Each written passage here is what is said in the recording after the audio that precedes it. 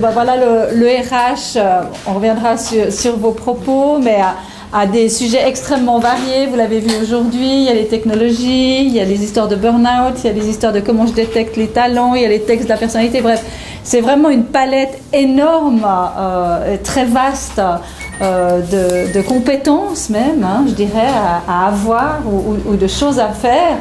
Qui, on le dit de plus en... Alors vous dites c'est un rôle caché, mais voilà, on dit c'est un rôle stratégique. Mais est-ce que vraiment le RH, le DRH, qu'il soit sous-marin, qu'il soit autrement, peut jouer ce rôle stratégique ou ça ne dépend pas tout simplement du manager? Quelle place le manager va laisser au DRH pour pouvoir travailler finalement? C'est un couple, hein. Voilà, point.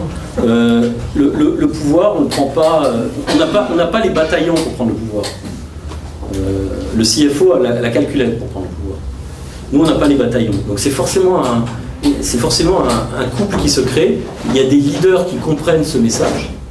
Et j'ai vraiment la chance d'être là aujourd'hui. Et mon boss, il sait ce que je raconte. Il en a même parlé à la radio. Il m'a dit qu'il avait du mal à m'influencer et que quelquefois je l'influençais un petit peu. Mais c'est une vraie posture. Je ne crois pas au DRH. Je crois souvent à un trio qui est le dirigeant, le DRH et le responsable financier. Ça, c'est le trio qui doit gérer l'entreprise. Oui, j'ajouterais la chose suivante, je vais mettre deux mots brefs. Moi, je crois que nous sommes dans une fonction, peu importe après comment on l'appelle, qui a encore une des rares fonctions d'entreprise qui laisse la marge de manœuvre. Il y a beaucoup de fonctions aujourd'hui qui sont très bornées, très cadrées. Et quand je parle de marge de manœuvre, moi j'étais un peu désarçonné par les propos volontairement provocateurs de ce point de vue. Mais c'est intéressant parce qu'il ouvre des nouvelles fenêtres de réflexion là-dessus. Et le tandem pouvoir et politique, malheureusement, c'est souvent quelque chose qui est peu présent dans les gens, les responsables des ressources humaines. Pourquoi? Parce que pour œuvrer dans ce sens-là, pouvoir et politique, il faut du courage. Il faut prendre des risques. Et puis très souvent, on est les uns et les autres dans un système un peu de confort, et puis on ne veut pas trop en sortir, jusqu'au moment où c'est le système qui vous fait sortir. Vous ne voyez pas venir, et il vous propulse à l'extérieur. Maintenant, par rapport à cette notion stratégique, moi je crois qu'il y a trois choses intéressantes à relever. La première, quand vous parlez de couple, c'est très très important avec qui vous travaillez, qui est votre responsable. Et quand je dis important, c'est à la limite, dès qu'il vous engage, qu'est-ce qu'il vous demande? Quelle marge de manœuvre il vous donne également? Dans quel cadre il vous positionne? Et moi, je me souviens d'un exemple. J'ai été responsable de formation dans une banque et j'étais rattaché directement au directeur général adjoint et je m'étais dit, là, j'ai un aiguillon formidable pour réagir. Il m'avait reçu en me disant, écoutez, voilà, je vous nomme ceci. Et je lui avais dit, puérilement, j'étais plus jeune à l'époque, qu'attendez-vous de moi? Et il m'a dit, comme c'est toujours fait jusqu'à présent. Ça là-dessus. Et c'était un formidable aiguillon pour faire autrement, justement. Donc, encore une fois, quel espace on vous donne par rapport à ceci? D'autre part, comme je l'ai dit, c'est une fonction qui permet de progresser, d'aller de l'avant, de poser des choses. Il faut tenter de le faire. Parce que ce n'est pas borné, comme je vous le disais. Et puis un dernier point, moi je note dans la fonction RH, et vous avez vu plusieurs gens, les ressources humaines également, qu'une grande partie dépend de soi. C'est-à-dire comment je conçois mon rôle, comment je conçois mon poste, est-ce que je suis un promouvant, est-ce que je veux amener des choses, etc., ou je reste en fin de compte dans ma position qui était là. Donc voilà. Je suis complètement d'accord, et je reviendrai sur le terme courage.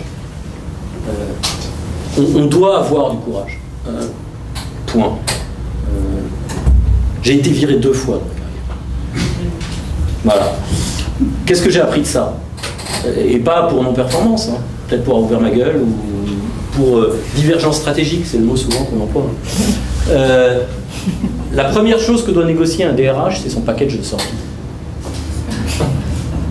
Parce que c'est un peu le principe du costume ridicule du fou du roi. C'est, si on veut avoir le pouvoir, ben aussi à un moment donné, il faut prendre le courage, mais aussi il faut se protéger. On n'est pas tous complètement suicidaires. Mais il y a un élément qui est fondamental, que l'on doit toutes et tous avoir à l'esprit. Il n'y a qu'une seule fonction, une, il n'y en a pas d'autre, par laquelle l'ensemble des salariés au monde, quel que soit le niveau, la langue, la culture, la couleur, etc., passera, c'est la fonction ressources humaines. Vous imaginez le pouvoir que l'on a dans une entreprise? On a oublié ça. On a un pouvoir monstrueux, énorme, colossal. Et ce pouvoir-là, on l'a mis de côté pour aller dire « je viens servir le business ». Voilà. Je ne dis pas qu'il ne faut pas le servir. Je ne dis pas qu'il faut lui rendre service. Le servir, c'est quelquefois un petit peu dangereux. Mais ayons conscience de notre pouvoir. Moi, j'aime bien vous... Pardon, oui. allez-y. Mais maintenant, plus simplement encore, quand vous dites passage de la ressource humaine, vous avez peut-être été amené à travailler avec un DG qui est passé lui-même par les ressources humaines. Je ne sais pas si ça vous est arrivé, qui est passé lui-même par les ressources humaines. J'ai envie de dire, c'est un élément extrêmement positif, qui est un atout supplémentaire pour aller dans le sens stratégique que vous disiez, parce qu'il a touché lui-même la fonction du doigt, et il sait indirectement ce qu'il doit aussi aux ressources humaines dans l'évolution de sa carrière, dans sa promotion. Il y a un point que j'aurais rajouté. N'oublions pas que dans l'entreprise, dans une entreprise, il y a beaucoup de partenaires, il y a des stakeholders qui sont là, beaucoup de partenaires, et dans ces partenaires-là, il y en a un qui a un rôle clé. Le rôle encore peut évoluer en fonction de la forme juridique de l'entreprise. Moi, j'évolue modestement dans une entreprise aujourd'hui qui est une coopérative. Aujourd'hui, où il y a beaucoup de donnes de fonctionnement qui sont un peu différentes et où, étrangement, c'est peut-être amené ça. On ne négocie pas son package de sortie à l'entrée. Mais c'est amené ça, ce genre de choses. Et ce qui veut dire quoi? Ce qui veut dire qu'il y a un interlocuteur, un organe clé là-dedans aussi. Ce sont les conseils d'administration, le conseil d'administration. On a au niveau stratégique atteindre encore plus facilement ses objectifs financiers par rapport à ça. Il y a un indicateur très simple quand on parle encore de pouvoir et politique. Combien d'anciens CFO sont devenus CEO? Plein. Plein. À la limite, je dirais quasiment tous les autres. Combien d'anciens DRH sont devenus CEO de grandes boîtes? Puis là, vous avez un grand silence. Fast Company. RH, pas forcément les plus intelligents, pas forcément les plus adaptés.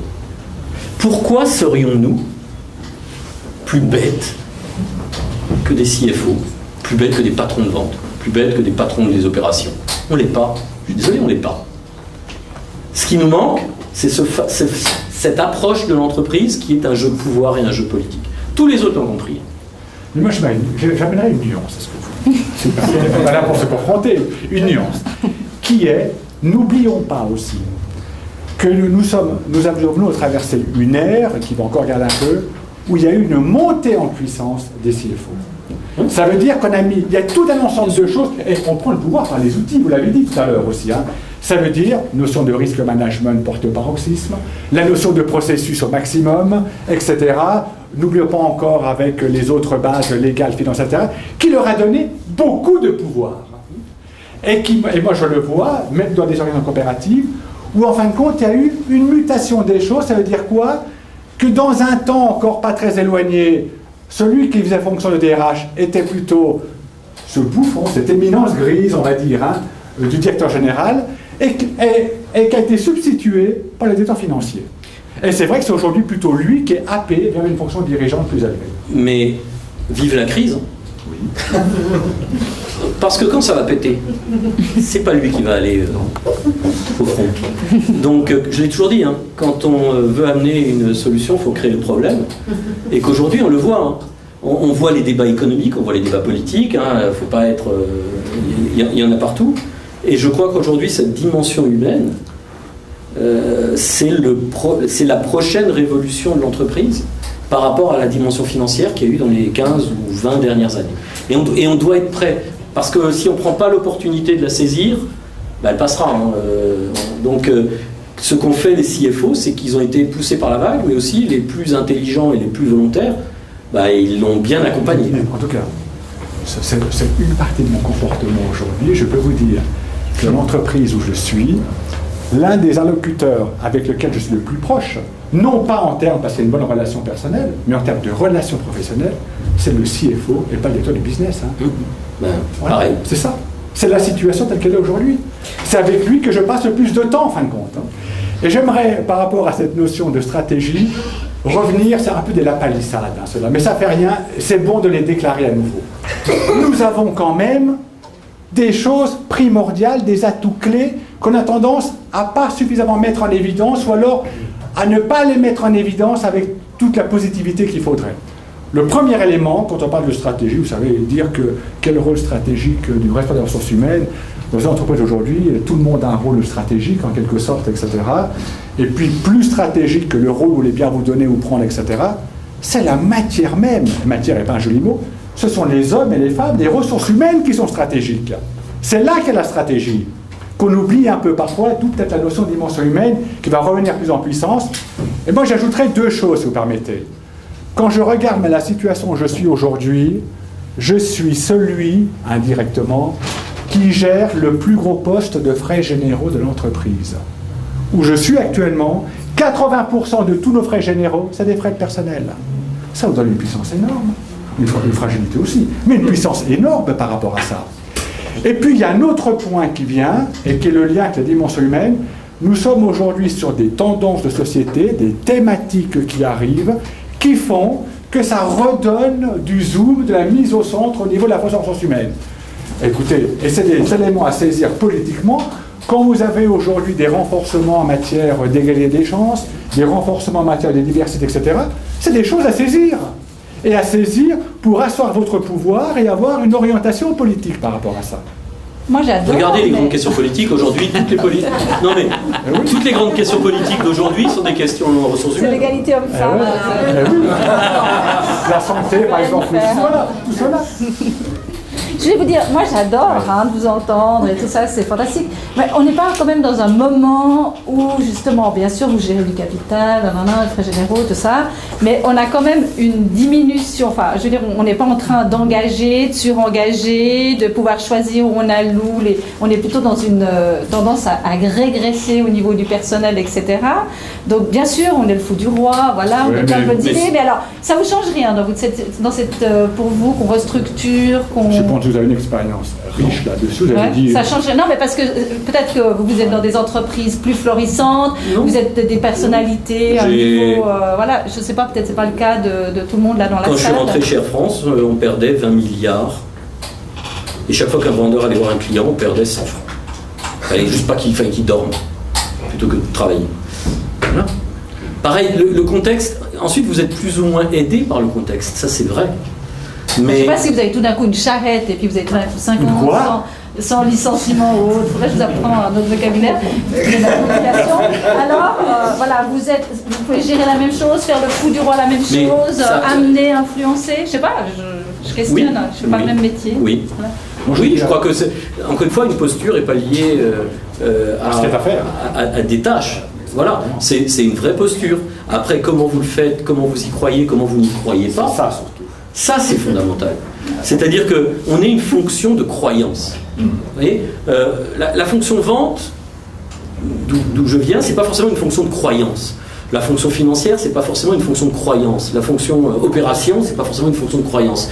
Nous, on doit être dans une fonction de croyance qui fait que on doit avoir cette adhésion culturelle avec l'entreprise. Et quand on l'a pas, on a deux solutions. On part, on se fait virer. Il n'y en a pas d'autre. Mais écoutez, vous savez, il y a une chose aussi par rapport à ces cycles de vie de l'entreprise qui touchent toutes les organisations aujourd'hui. L'une des difficultés les plus importantes d'un responsable RH, c'est de durer dans l'organisation. Parce que l'entreprise a des cycles différents. Et moi, je vois les responsables ressources humaines qui sont plutôt trop sur le social ou trop sur l'économique. Et en fin de compte, l'entreprise vivant des cycles différents, il faut savoir se positionner entre ces deux extrêmes, tout en gardant la dimension humaine, en fonction du cycle de vie que vit l'entreprise. Autrement, c'est vous qui êtes le problème. Et l'entreprise va se séparer, premièrement, de vous. Ça veut dire quoi? Qu'il y a des moments de forte croissance et d'expansion, c'est merveilleux pour quelqu'un des ressources humaines, puisque vous engagez, vous allez un peu plus loin, etc. C'est que du positif. Puis il y a des moments difficiles de repli. Et là, dans ces moments de repli, et c'est là, j'aimerais vous dire, à mon point de vue, où je vois une dimension stratégique importante. Très souvent, le DRH est attentiste.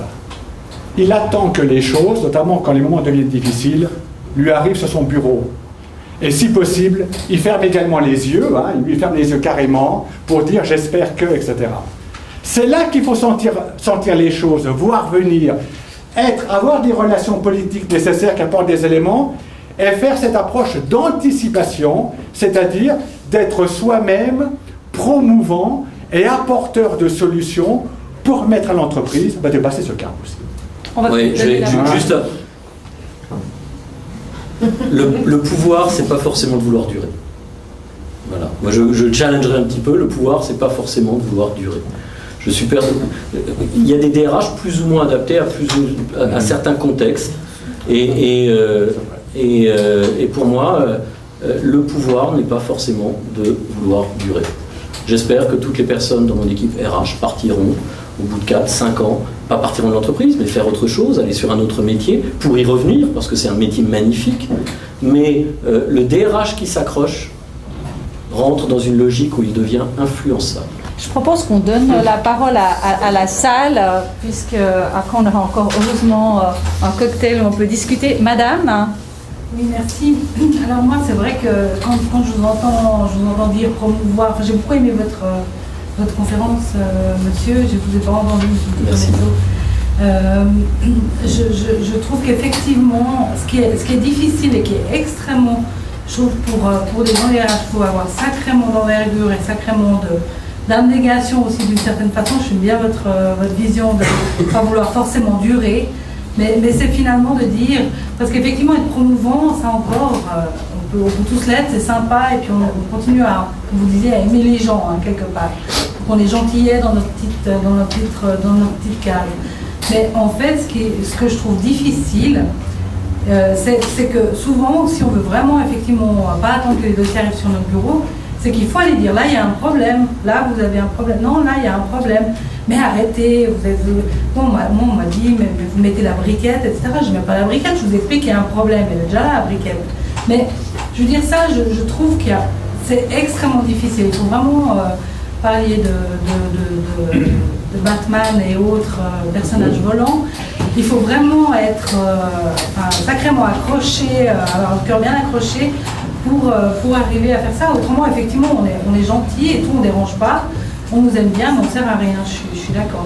Et je trouve que ça, moi je vois peu de gens qui sont capables, que ce soit des managers d'ailleurs ou des RH, hein, qui sont capables de dire là il y a un problème et puis je vais le régler maintenant. On va le régler ensemble, venez, on va le régler ensemble. Je trouve qu'il y a énormément, alors quand vous commencez à être comme ça, effectivement les gens commencent à être un peu, souvent, assez réticents, puis commencent à aller dire oui mais alors elle, franchement, est-ce qu'elle fait vraiment des RH, etc. Il y a beaucoup d'attaques en fait. Mais ce que vous venez de décrire, c'est un guide d'entretien de ressources humaines.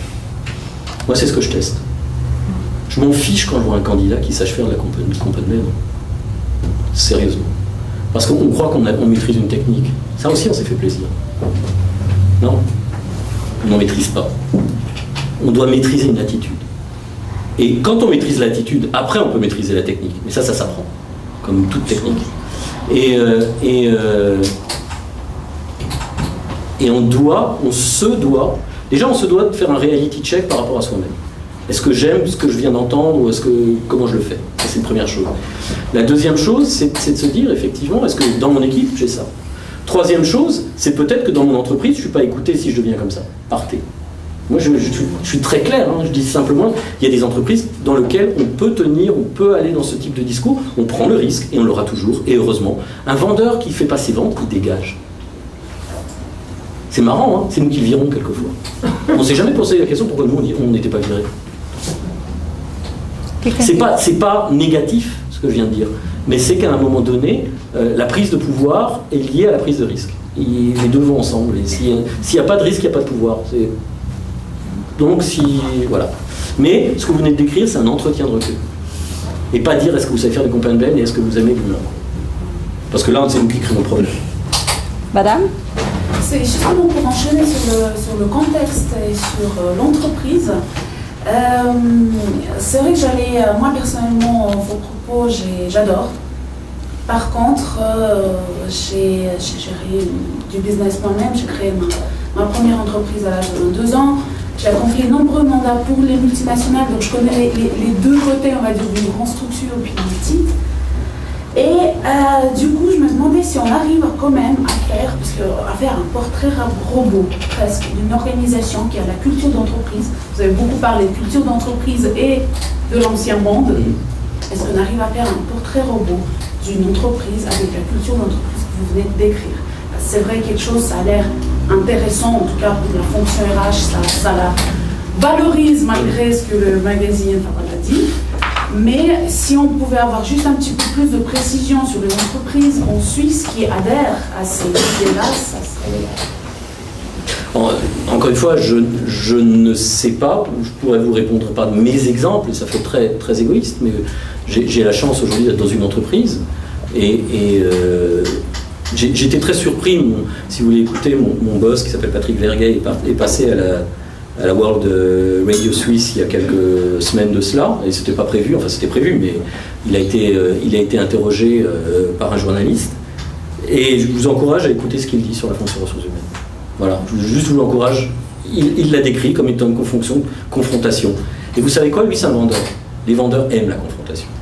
Ils adorent ça. Si vous fermez votre gueule face à un vendeur, vous n'êtes plus là. On est entièrement d'accord, mais alors, quelle entreprise Voilà, mais je crois qu'ensuite, l'entreprise, non, c'est quel leader? Moi, je décrirais quel est le leader. Quand j'étais chez Air France et que j'ai travaillé avec Christian Blanc, grand CEO, grand homme politique, grand politique au sens état d'esprit, voilà, il est arrivé un moment où il y avait une crise, on s'est confronté aux syndicats, on a été les premiers à faire un référendum d'entreprise, on a été les premiers à faire une pub à la télévision contre les syndicats, en France, voire même on a été les premiers et les seuls. Il y a du blasphème, quasiment. Non mais il a été viré, voilà, et il a changé une organisation. C'était pas l'entreprise, c'est qu'il est arrivé avec un souffle qui a simplement été de dire on va y aller. Une chance sur deux de réussir, une chance sur deux de se planter. Il a réussi, mais il s'est fait virer. Pourquoi? Parce que si vous regardez les bons CEO, encore une fois, un bon CEO qui dure, il y en a très peu. Moi, j'en connais qu'un seul, c'est celui de notre entreprise, qui s'appelle Mike Moussalem, qui est là depuis la création de la boîte et qui a été élu dans les 10 meilleurs CEO de l'histoire aux États-Unis. Donc, c'est pas avec Steve Jobs et d'autres.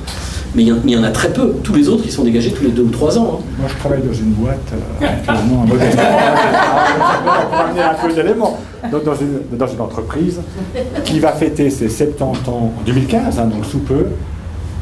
On en est au 3e directeur général en place. Hein. Vous voyez, donc c'est-à-dire que chacun fait une génération là-dessus. Hein. Donc ça existe aussi. Hein. Mais ne cherchez pas le profil de l'entreprise, cherchez le profil du leader. Exact. Et si vous ne sentez pas le leader, ne rentrez pas dans l'entreprise. Et ça ne veut pas dire qu'il y a des leaders bons et mauvais, il y en a qu'on sent ou qu'on ne sent pas. Mais c'est comme des histoires d'amour ou des histoires de sentiments. Voilà, on s'apprécie, on ne s'apprécie pas, on vit ça toute la journée. Hein. Pourquoi on ne le vivrait pas dans ce fameux couple qui doit se créer? Et c'est vrai que si ce couple est fort, bah, si le CEO part, je peux vous garantir, celui qui part derrière, c'est le DRH. Et c'est pas un manque de performance. Ça montre qu'il y a eu un alignement culturel à un moment donné. Il pourra peut-être rester... Vous avez complètement raison. J'y suis depuis combien de temps? 5 ans et 8 mois. Souvent. Et donc c'est l'entreprise dans laquelle j'ai duré le plus longtemps. J'ai commencé à travailler en 89 ans. Ça c'est une réponse. C'est-à-dire qu'effectivement, aujourd'hui, 5 ans, oui, ça fait 5 ans et 8 mois, l'entreprise précédente, je crois que c'était Air France, 5 ans et 7 mois, c'est-à-dire que j'ai battu mon record depuis le 1er novembre. Mais je crois que ce qui est le plus important, c'est la première fois que je reste aussi longtemps dans le rôle. Voilà. Dans la question, je n'ai pas la réponse. Mais est-ce qu'aujourd'hui, je considère que je dois faire 20 ans dans cette entreprise, voire même 15? Peut-être. Est-ce que je considère que je dois faire 15 ans dans la fonction RH? Non. Je ne veux pas faire 15 ans dans cette fonction RH. Est-ce que je dois faire 7 ans? Peut-être même pas. Voilà. Mais aujourd'hui, j'ai un vrai alignement culturel avec mon boss, qui est là depuis 35 ans, je précise, donc des DRH, il en a mangé pas mal. On a cet alignement culturel. Par contre, je peux vous garantir une chose. Si demain il part, je ne suis pas persuadé que j'arriverai à 5 ans 9 mois. Plus disons qu'en termes de durabilité, pour moi l'échéance c'est plus en termes de résultats et de mettre en place ce que vous avez voulu mettre en place. Oui. La question c'est qu'est-ce que vous avez réussi à amener, à changer en termes de mentalité par rapport à votre présentation en fait, qui n'existait pas dans votre entreprise avant. Voilà, ce qu'il dit sur la fonction RH qui est une fonction d'influence, je pense que je l'ai amené. Ce qu'il dit, qu'on ait une fonction de confrontation, et d'être capable de participer à des discussions qui quelquefois ne sont pas des discussions RH. Pas plus tard qu'il y a un mois, j'étais dans des discussions sur les budgets qu'on appelle l'AOV, la revue stratégique. On ne parlait pas RH, on ne parlait même pas headcount, on ne parlait pas, même pas masse salariale. Et j'étais dans son bureau avec le CFO. Et il me demandait mon avis. Alors que très honnêtement, mon avis, voilà, je suis pas... Mais ça, probablement, il n'y avait pas... Et c'est pas probablement. Quand je suis arrivé il y a 5 ans, il n'y avait pas. Aujourd'hui, j'ai cette chance de pouvoir participer à des discussions qui sont des discussions qui, en bout de chaîne, vont influencer la fonction RH. Mais vous savez, la stratégie, c'est pas en bout de chaîne, c'est en début de chaîne. Et j'ai cette chance-là. Là, j'ai discuté de budget, AOP. J'ai revu avec lui, tous les deux, la présentation qu'il allait faire au board. Qui n'est pas une présentation RH, qui est une présentation de c'est quoi l'Europe, comment ça fonctionne, qu'est-ce qu'on va faire. Ben, j'ai pu gagner cet élément-là. Et après, on enchaîne sur des éléments techniques de la fonction RH. D'autres, on a grandi, on s'est développé, on a pris des parts de marché, on a etc. Notre région a grandi, c'est une forme de pouvoir. On était Europe, on est devenu Europe Moyen-Orient, on est devenu Europe Moyen-Orient Afrique, on est devenu Europe Moyen-Orient Afrique Canada, et maintenant on a récupéré la Latine-Amérique. Ça montre un succès. Mais je ne suis pas évalué, je n'ai pas un seul objectif dans mon système de rémunération. Enfin, j'ai des objectifs individuels, mais dans les objectifs collectifs, je n'ai pas un objectif RH. Pas un. Je n'ai que des objectifs business. Écoutez, je crois par rapport à votre modèle, encore une fois, ce qui est important, c'est le vocabulaire utilisé qui était cette notion de pouvoir, côté confrontation. On peut le faire. Moi, je viens de vivre en RH avec 3 directeurs généraux différents. Ces 3 directeurs généraux entreprises différentes, je veux dire, chaque fois, ça m'a demandé de m'aligner à nouveau, de créer un nouveau tandem avec lui, etc. Lui de s'adapter également, mais j'estime personnellement, je n'ai jamais perdu une certaine marge de manœuvre. D'accord ? Même gagné au contraire par rapport à ceci. Ce qui veut dire que sur ce modèle-là, c'est très très intéressant aussi, si vous avez une entreprise à laquelle vous croyez, qui a une culture qui répond à ce que vous attendez, de dire je poursuis, les gens en face de moi vont changer, je dois me remettre en question aussi par rapport à ceci, et puis moi je trouve que dans bien des environnements, on retrouve l'équilibre qui convient. Et juste, je répondrai encore parce que j'ai un autre élément de réponse. Si vous regardez dans mon CV les dates de départ et que vous regardez les dates de départ des CEO des mêmes boîtes, vous verrez que c'est proche.